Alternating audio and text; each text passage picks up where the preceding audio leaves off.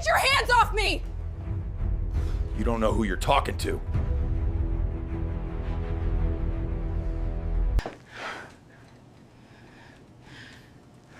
Back off. Back off. In a dazzling luxury boutique, a wealthy white woman publicly mocks a black woman, convinced her skin and status make her unworthy of belonging. But the moment of cruelty sets off a storm she never saw coming. From the tense opening where subtle biases and humiliations unfold, to the heart-stopping confrontation where silence from staff and manager deepens the wound, the story crescendos into a powerful reversal. The customer she tried to destroy is revealed as Alicia Johnson, the silent owner of the brand. Each chapter builds on betrayal, systemic racism, and fear of speaking out, until the dramatic climax flips the script. Alicia's calm strength dismantles arrogance, exposes complicity, and forces everyone present to reckon with their silence. What begins as a cruel attempt to humiliate ends in poetic justice as the racist abuser loses her reputation, her social standing, and her illusion of power, while Alicia reclaims dignity, justice, and control. The gas station lights flickered against the evening sky, casting long shadows across cracked concrete. Alicia Brown tightened her grip on the handle of her purse as she stepped out of her car. She told herself it was just a quick stop, fill the tank, grab some water, and drive home. Nothing more. From the corner, the laughter came first, loud, sharp, the kind that wasn't shared with her, but at her. 4 men in leather jackets leaned against their motorcycles, cigarettes glowing between their fingers. Their laughter carried a warning. "Look what we got here," one of them drawled. "Evenin', sweetheart," another added, spitting on the ground. "Lost, or you brave enough to shop in our part of town?" Alicia didn't respond. She walked steadily, eyes forward. She'd learned long ago that silence was sometimes the only armor. The bikers exchanged smirks. "She don't talk much, huh? Maybe she's too good for us," another sneered. Their voices clawed at her back. The gas pump beeped loud in the tense air. Alicia focused on the numbers climbing. Then footsteps. Too close. One biker stepped forward, breath heavy with alcohol. He leaned in, inches from her face. "Hey, we're talking to you." Ain't polite to ignore folks. Alicia's hand trembled, though she kept her gaze locked on the pump. "I'm just here for gas." Her voice was steady, but soft. The man's smile curled. He tilted his head, as if studying prey. "Gas?" he repeated. "Girl, we're trying to be friendly." Behind him, laughter erupted again, and then, too fast to react, his hand lashed out. The slap cracked through the night. Alicia staggered, palm shooting to her cheek as fire bloomed across her skin. The sound seemed to echo against the walls of the station. Silence followed. Not from the bikers, they roared with approval, but from everyone else. Inside the store, a cashier froze behind the counter. A man at another pump ducked his head, pretending not to notice. A woman in a car stared straight ahead, knuckles tight on her steering wheel. No one moved. "That's what I thought," the biker said, puffing his chest. "You walk in here like you own the place. You don't. Don't forget that." Alicia's cheek burned, but her heart burned hotter. Her breath came quick, but her voice when it emerged was firm. "Are you done?" she asked. The biker blinked. His friends hooted, but there was a shift in the air, a surprise at her defiance. "Done," he repeated. "Oh, honey, we just..." And then it happened. A misstep, a twist, a stumble. In the very next second, the man who had slapped her found himself flat on the ground. His boot had slipped against a slick patch of oil, sending him sprawling. Another biker reached to steady him but lost his own balance, crashing into the pavement beside him. The gas station rang with their curses and groans. Alicia hadn't touched them. She hadn't moved. She only stood there, hand on her cheek, staring at them as though the earth itself had decided to act where people would not. The crowd still watched, but now, their silence was tinged with something else. Unease, confusion, a shift. Alicia took a slow breath, lifted her chin, and walked toward the store. Each step was measured, heavy, unbroken. Inside, the cashier avoided her eyes, his lips pressed thin, words unsaid. Alicia bought her water in silence, her cheeks swelling, her pulse steadying. When she returned outside, the bikers were still on the ground, cursing and scrambling to their feet. None of them met her gaze. She opened her car door, slid inside, and drove away into the night. But as the road stretched before her, Alicia knew the slap was not the end. It was the beginning. The bathroom light was harsh, almost cruel. Alicia leaned over the sink, cold water dripping from her fingers as she pressed them to her cheek. The skin had darkened, a shadow blooming beneath her eye. She stared at the mirror, at the mark left behind, not just the slap, but the laughter that had followed it. The front door creaked open. Alicia, Marcus's voice carried down the hallway.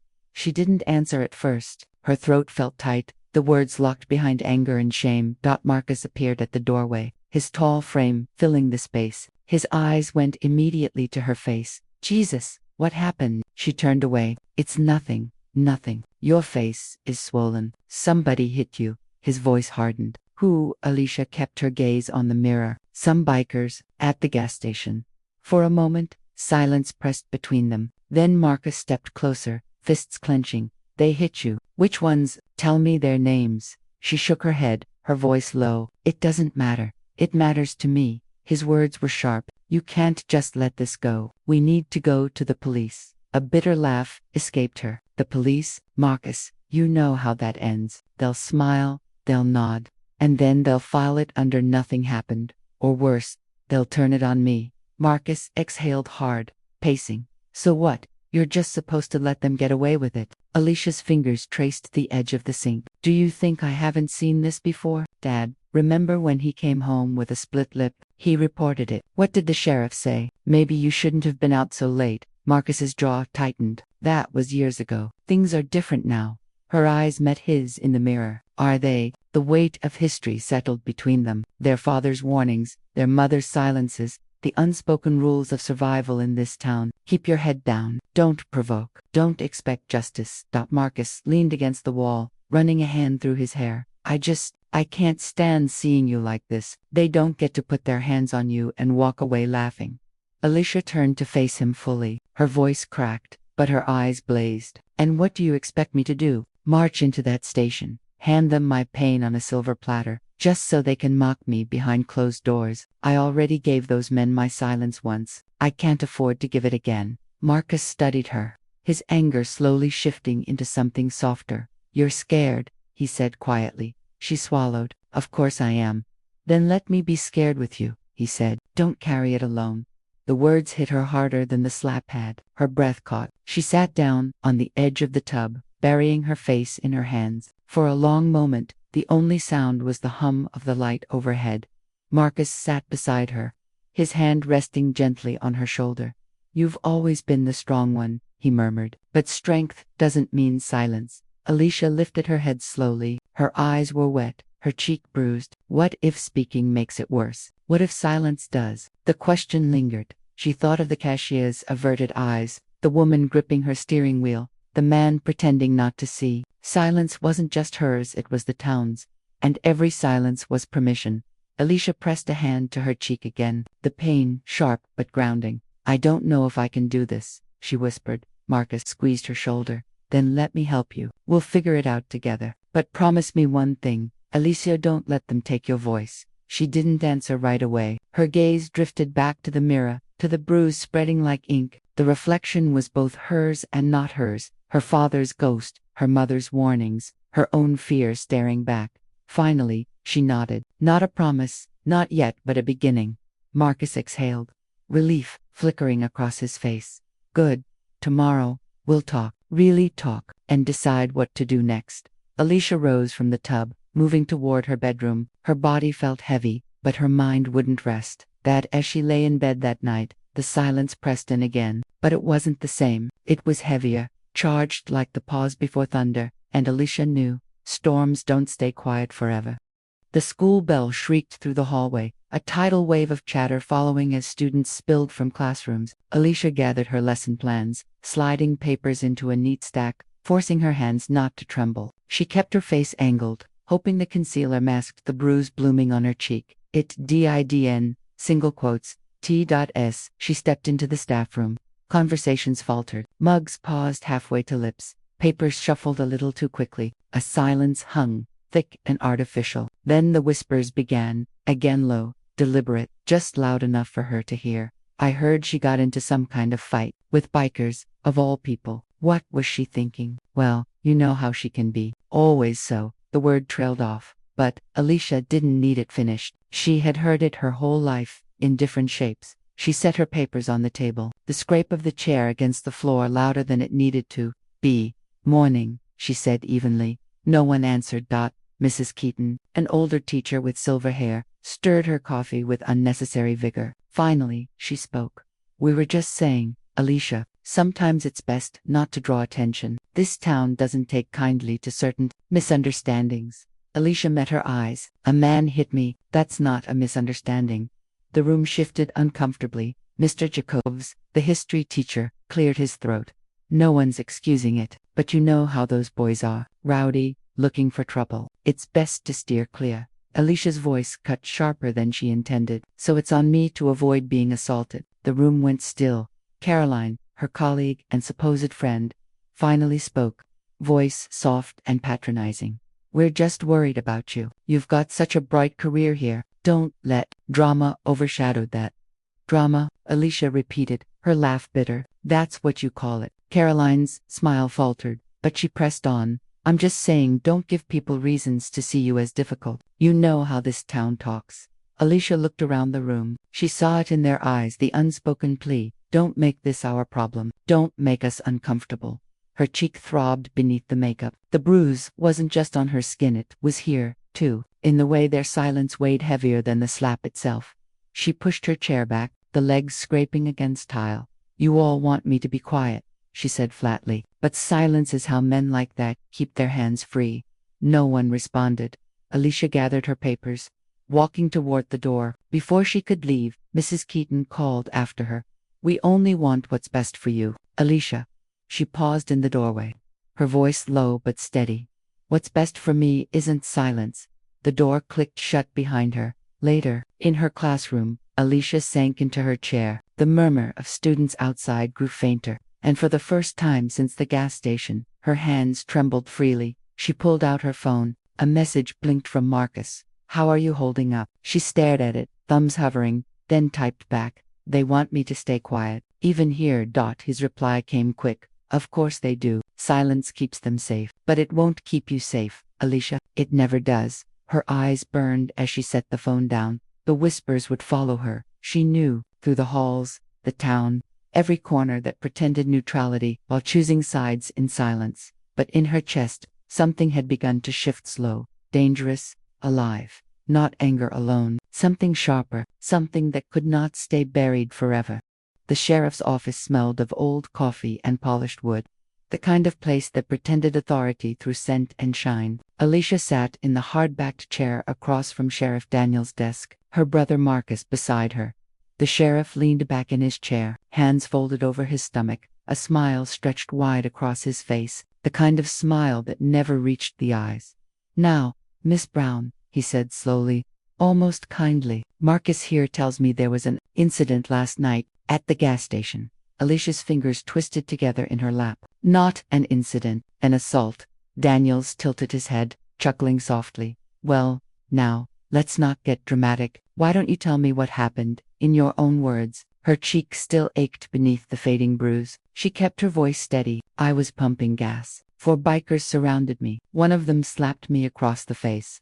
Daniels tapped a pen against the desk, nodding slowly, his smile unwavering. Did you provoke them in any way? Alicia froze. Provoke them? You know how boys can be, Daniels continued, his tone smooth, almost fatherly. Sometimes, a look, a word, things get misunderstood. Marcus shot forward in his chair. She didn't provoke anything. She was minding her business. They assaulted her. You gonna do something about it? Daniel's eyes flicked to Marcus, his smile tightening. I'd advise you to lower your voice, son. Nobody's disputing your sister's feelings. But the law, well, the law needs more than feelings. Alicia leaned forward. There were witnesses. The cashier saw, people in their cars. Daniels held up a hand, still smiling. We asked around. Nobody seems to remember much. Funny thing, memory gets fuzzy when folks don't want to be dragged into trouble. Marcus swore under his breath. So that's it. You're just gonna let it go. Daniel's eyes sharpened, though his tone remained calm. I didn't say that. I said we'll make a note of it. But filing a formal report, that can stir things up. This town's small, Miss Brown. Folks talk. Bikers don't like their names dragged through the mud. You go down that road, it might not end the way you hope. Alicia's stomach tightened. Are you threatening me? Daniels leaned back again, his smile returning, lazy and confident. Of course not. I'm protecting you. Sometimes the bravest thing you can do is let something go. The room went cold. Alicia's fingers curled into fists. Boff McCall. Marcus slammed his palm against the desk. You call that protection? Letting men put their hands on her without consequence. That's not protection, that's cover-up. Daniel's eyes narrowed, the first crack in his facade. He spoke slowly, each word deliberate. Careful, Marcus. You're walking a fine line. The air thickened with unspoken threat. Alicia placed a hand on her brother's arm, pulling him back before he could say more. She forced herself to meet Daniel's gaze. So, you're telling me justice depends on who those men are? The sheriff's smile didn't waver, but the silence that followed was answer enough. Finally, he leaned forward, lowering his voice. I'll give you some advice, Miss Brown. You're new enough at that school. You've got a good reputation. Don't let this unfortunate event follow you around. Folks remember women who stir trouble. Her breath caught. He was warning her, plain and simple. Marcus stood abruptly. We're done here. He pulled Alicia to her feet, but she didn't look away from Daniels. The sheriff's smile lingered. Calm and poisonous. Outside, the sun beat down on the cracked pavement. Marcus paced by the car, fury radiating off him. You see that? He wasn't even pretending. They're protecting those bikers like it's nothing. Alicia leaned against the door, her body heavy, her voice low. That smile, like I was wasting his time. Because to him, you are, Marcus snapped. To all of them, you are. They'd rather keep the peace with thugs than protect you. She pressed her palms against the roof of the car, the metal hot beneath her skin. He made it clear, if I push, they'll push back harder. Marcus turned to her, his anger softening into worry. So what now? You just let it go. She looked at him, the bruise burning again, as if to remind her, I don't know yet, but I know this: if I stay silent, he wins. They all win. Her voice trembled, but her eyes didn't. Marcus stepped closer, nodding. Then we don't stay silent. Not anymore. The sheriff's office loomed behind them, its windows glinting in the sun like watchful eyes. Alicia slid into the car, the weight of Daniel's smile still pressing on her chest. For the first time, silence felt dangerous, not just suffocating, but lethal, and she knew the cost of speaking might be high, but the cost of silence was higher.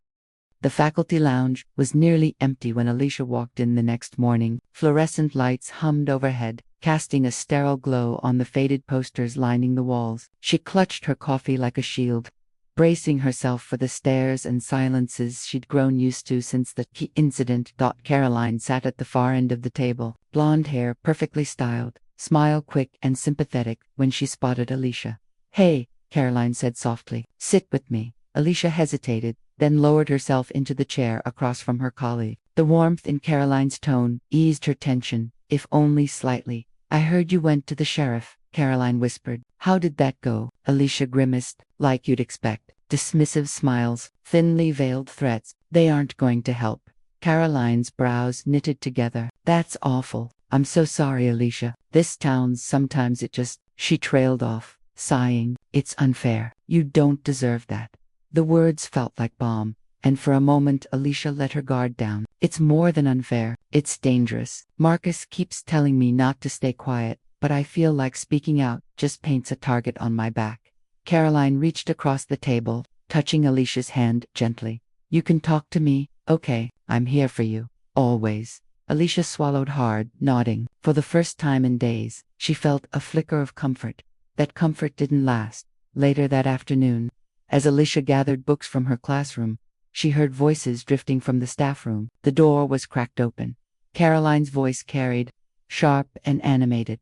I mean, honestly, Alicia's making a huge deal out of it. She's so sensitive. You know how she is always overreacting. Another voice laughed softly. You think she's just exaggerating? Of course, Caroline said quickly. Those bikers probably just scared her a little. And now she's spinning it into something bigger. That bruise, makeup can do wonders when you want attention.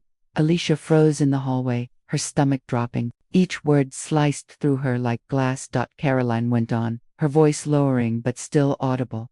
I like her, I really do. But if she keeps stirring up drama, it's going to reflect badly on all of us. This school doesn't need that kind of tension. The others murmured in agreement.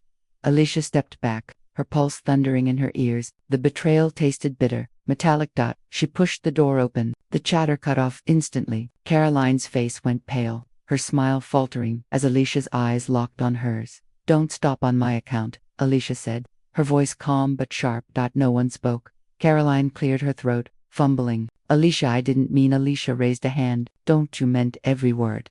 The silence was deafening. Teachers who had nodded along moments ago now busied themselves with papers, mugs, anything to avoid her gaze. Alicia's chest tightened, but her voice didn't waver. You all want me to be quiet, pretend it didn't happen, but you weren't there. You didn't feel the slap. You didn't hear the laughter, and now, instead of standing with me, you whisper about how I should carry it. How convenient for you. Caroline's eyes glistened, her expression shifting into false woundedness. I was just worried about you. No, Alicia cut in. You were worried about yourself, about your comfort, about keeping the peace in a system that's already broken. The room remained silent. No one defended her. Alicia turned, gathering her things with shaking hands. As she reached the door, she paused, looking back one last time. You wanted me to believe I wasn't alone, she said softly, eyes locked on Caroline. But betrayal dressed as friendship is worse than open hate. And with that, she left. That night, sitting at her kitchen table, Alicia replayed the conversation over and over. Betrayal stung sharper than the slap itself.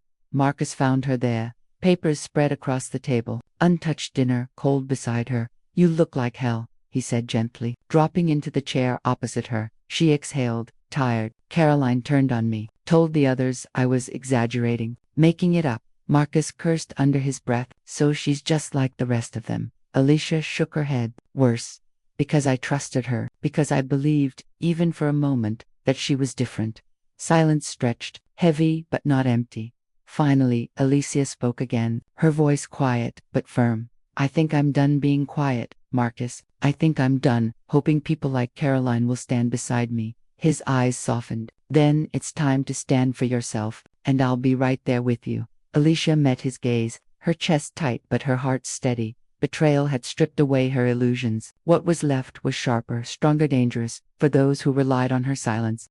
The church basement smelled faintly of old wood and coffee, its folding chairs arranged in a loose circle. Alicia hesitated at the doorway, clutching her coat tighter around her shoulders.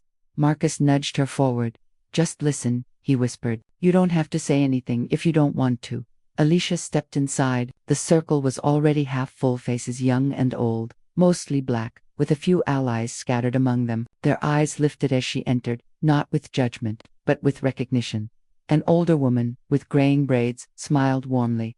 You must be Alicia. I'm Ruth. Come on in, child. Take a seat. Alicia sat stiffly, the chair creaking under her weight. She felt exposed, fragile, as though the bruise beneath her concealer still glowed like a beacon. Ruth began softly. We're here to share, to hold each other up. No judgment, no shame, just truth. One by one, the voices around the circle rose. A man in his 30s spoke first, his voice tight. I was pulled over last month, said my taillight was out. It wasn't. They kept me there for an hour, asking where I was going, what I was doing. When I asked if I could leave, they told me maybe I'd like a night in the county jail to think about it. The group murmured, some nodding with grim familiarity. A woman with tired eyes and a nurse's badge around her neck leaned forward. I got fired last year. They said it was performance issues, but we all knew the truth. I reported a doctor who called me a quota hire. Guess who the hospital believed? A hush settled after her words. Then Ruth's gaze shifted to Alicia. You don't have to share, but if you want to, we're listening. Alicia's throat tightened. She wanted to stay quiet, but the silence pressed too heavy. Slowly, she spoke. I was at the gas station last week. 4 bikers cornered me. One of them slapped me. Gasps broke the stillness, soft and horrified. Alicia forced herself to go on. The sheriff smiled in my face and told me to let it go. My coworkers whispered that I'm exaggerating, and the people I thought I could trust betrayed me. Her voice cracked. She swallowed, blinking hard. I feel like I'm losing my mind, like the whole town would rather I vanish than admit what happened. Ruth reached across the circle, her hand warm on Alicia's. You're not crazy. You're not alone. That's how they keep us quiet and make us believe no one will stand with us. But we are here. The group murmured agreement, voices overlapping. You're not alone. We believe you. We've all felt that silence. For the first time since that night, Alicia's chest loosened, the weight she carried heavy. suffocating, shifted slightly. Marcus leaned toward her, voice low. See, this is what I wanted you to hear. You're not the only one. Alicia nodded, her eyes stinging. The man who'd been pulled over spoke again. We can't count on the sheriff, we can't count on the schools or the jobs, but we can count on each other. And when we speak together, it's harder for them to shut us up. A murmur of agreement rippled through the room. Ruth's voice carried, strong and certain. Every story we share is a piece of truth they can't bury. They may scare us, but they can't erase us. Not unless we stay silent. Alicia felt the words strike deep. Silence that had been her shield, her prison. And now she saw it for what it was. The tool they wanted her to cling to. She straightened in her chair, her voice tentative but firm. Then I won't be silent anymore. The circle fell quiet, the weight of her words settling. Ruth's eyes shone with pride. That's the beginning, Alicia. That's where change starts. Later, as the meeting ended, Alicia lingered by the door. A younger woman approached her, no older than 20, her eyes wide with admiration.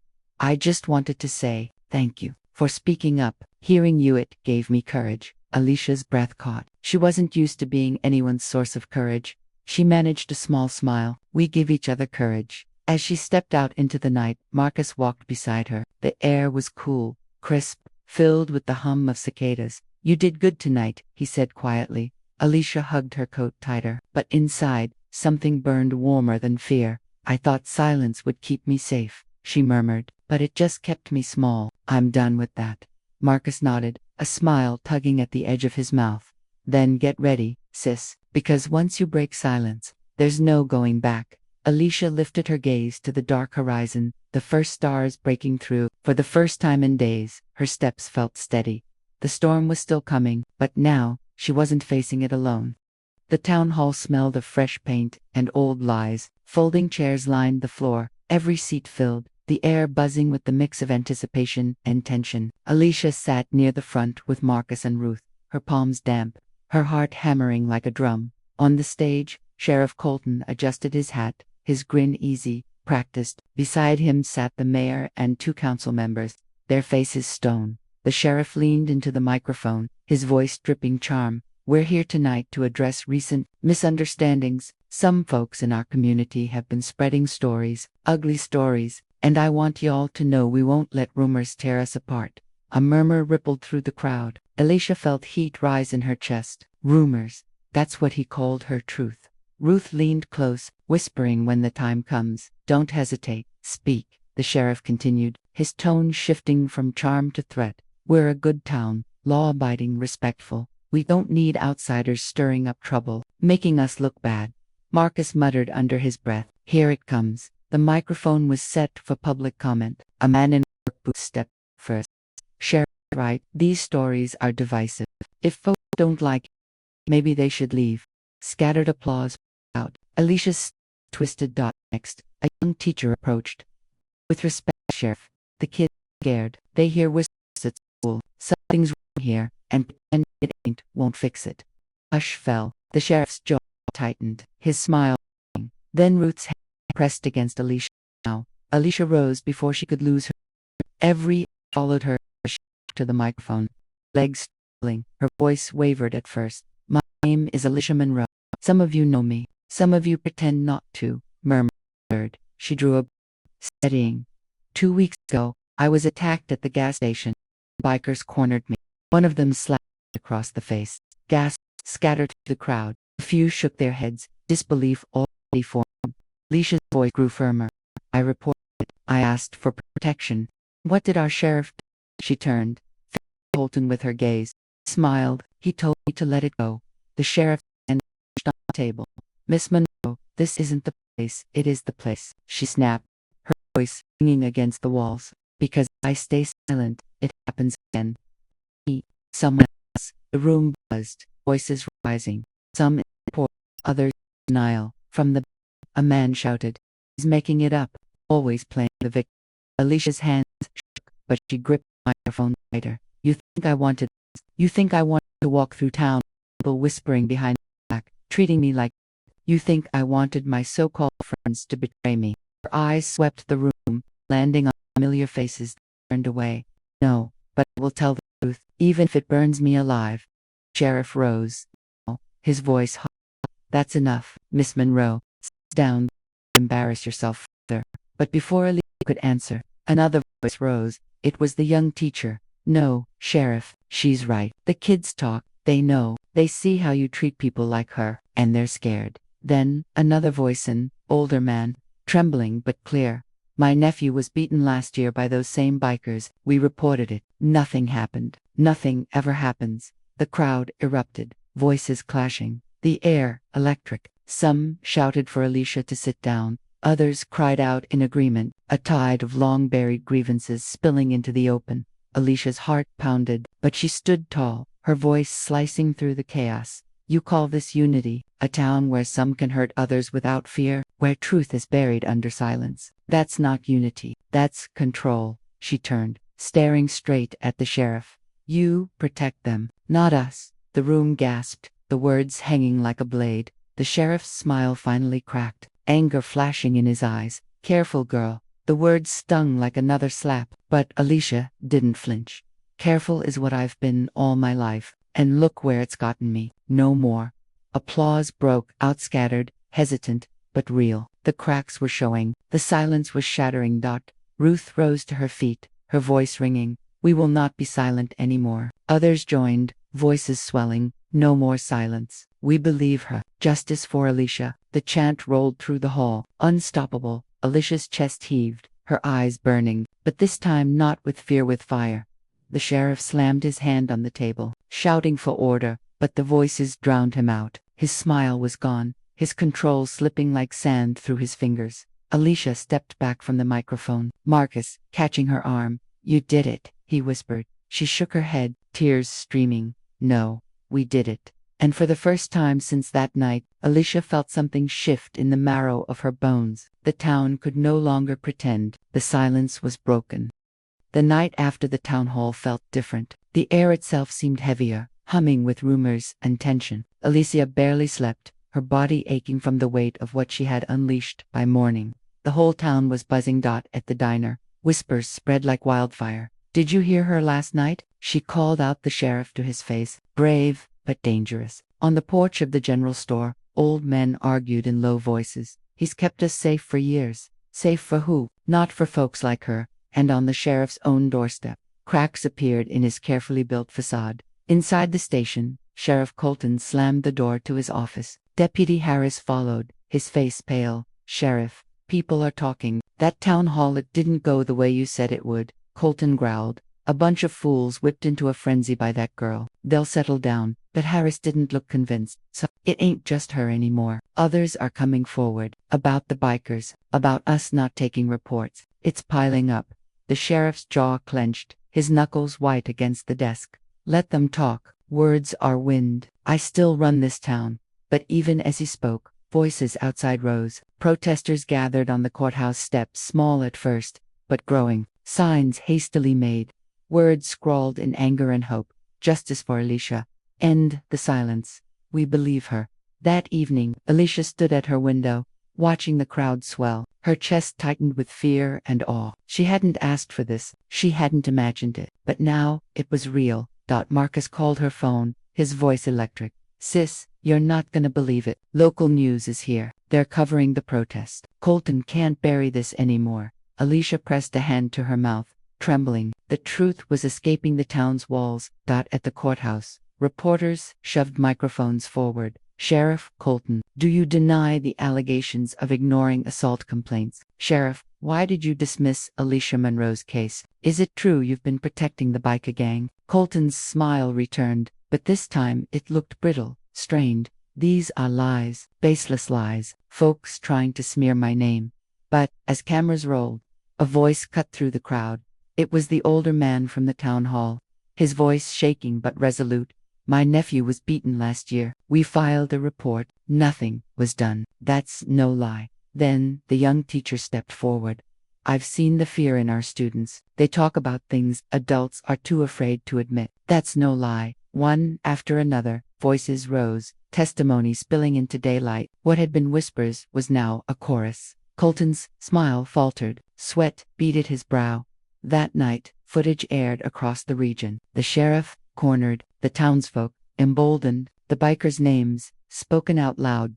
Calls poured in state investigators, civil rights lawyers, advocacy groups. The silence that had once protected Colton now suffocated him. 2 days later, Ruth knocked on Alicia's door. Her face was tired, but her eyes gleamed.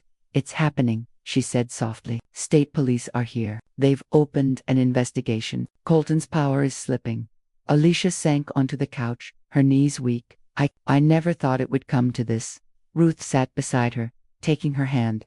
"That's what they count on. Our disbelief, our silence. But once a voice breaks through," Alicia whispered the rest, her throat tight. "It can't be buried again." At the station, the walls closed in. Deputies whispered behind doors. Files disappeared, reappeared. Old complaints, researched evidence Colton had buried now dragged into the light.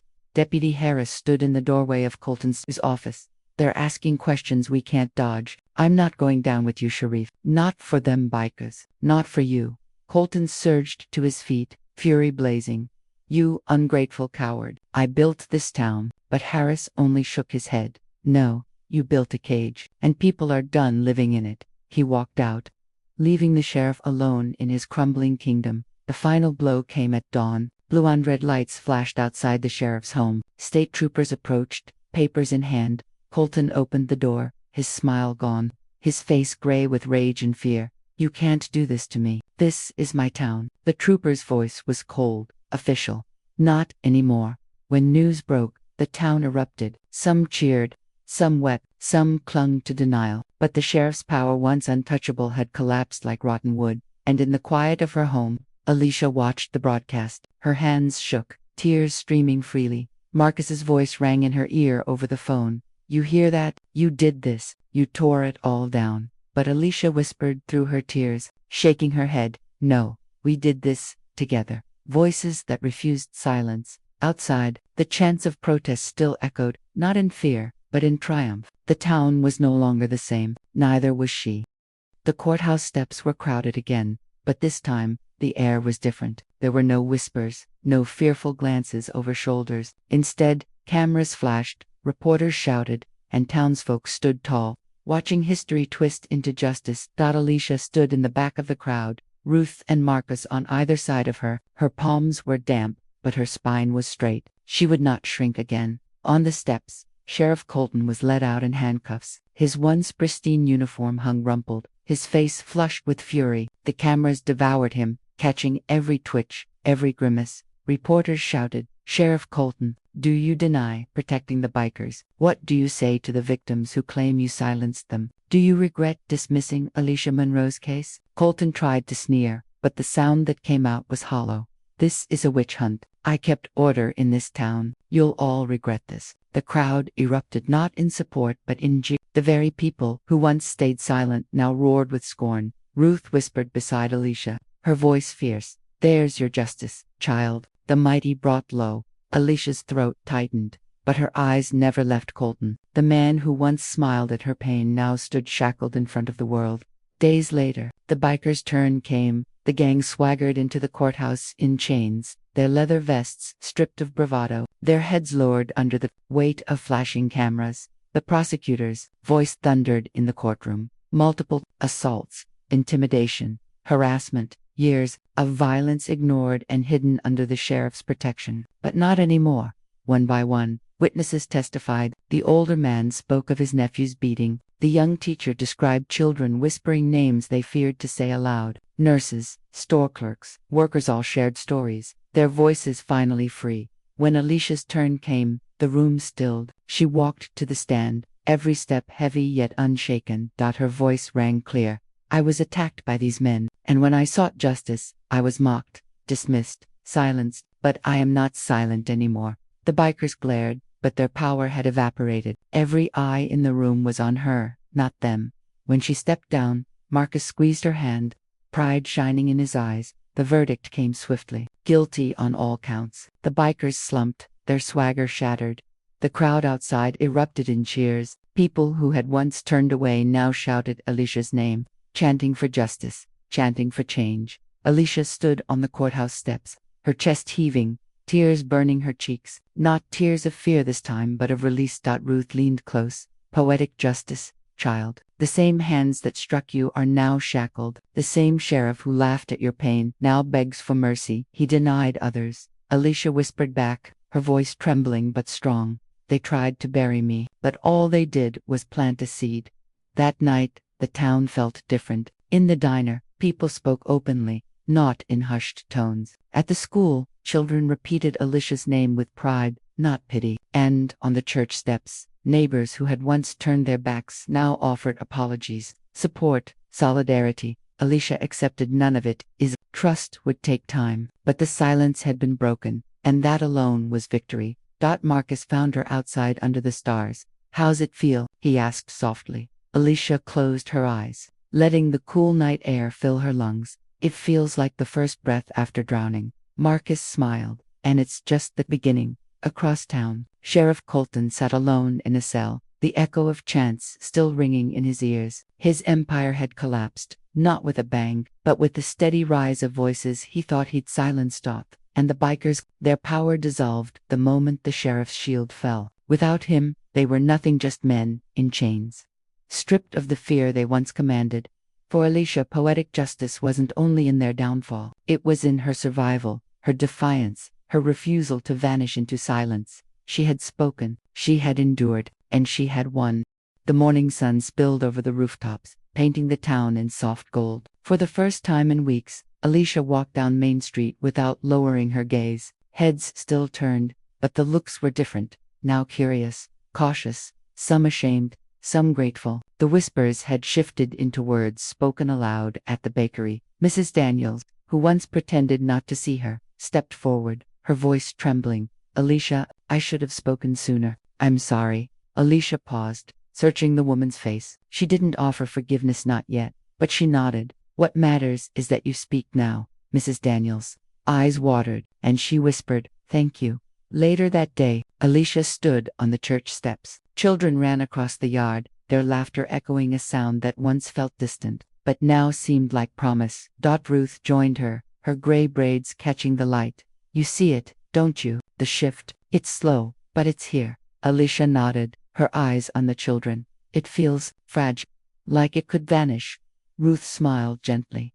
"That's why we keep holding it. Voices don't stop once justice comes. They grow louder, stronger. You've shown them how." Alicia's chest ached, but it was no longer only with sorrow. It was with weight, responsibility, and something that felt dangerously close to hope. That evening, she sat with Marcus on the porch of their mother's house. The cicadas hummed, the sky bleeding into dusk. Marcus nudged her. "Remember when you told me you felt small, like silence was your only shield?" Alicia smiled faintly. "Yeah, feels like a lifetime ago." "That's 'cause it is. You're not small anymore, sis. You're the reason this whole town woke up." She looked at him, eyes glistening. "I didn't do it alone." "Maybe not, but you lit the match." As night settled, Alicia walked alone to the edge of town. The old gas station loomed in the distance, the memory of that night clawing at her chest. She stopped, drawing a steady breath. The ghosts were still there, the slap, the laughter, the sheriff's smile, but they no longer owned her. She whispered into the cool air, as if speaking to them directly, "You didn't break me, you only made me louder." The wind carried her words, scattering them into the darkness. Back at home, Alicia stood before the mirror. She touched the faint scar where the bruise had once bloomed. It was fading now, but she didn't wish it gone. It reminded her of the silence she'd shattered, of the storm she'd survived. She whispered to her reflection, "A new dawn." Her reflection whispered it back, not in fear, but in strength. The town would never be perfect. Racism didn't vanish overnight, and betrayal left scars that apologies could not erase. But something had shifted. People were speaking, people were standing, and Alicia, once isolated, once silenced, was now a beacon. The dawn had come, and though shadows still lingered, Alicia knew this truth. She was not small, she was not silent, and she was not alone.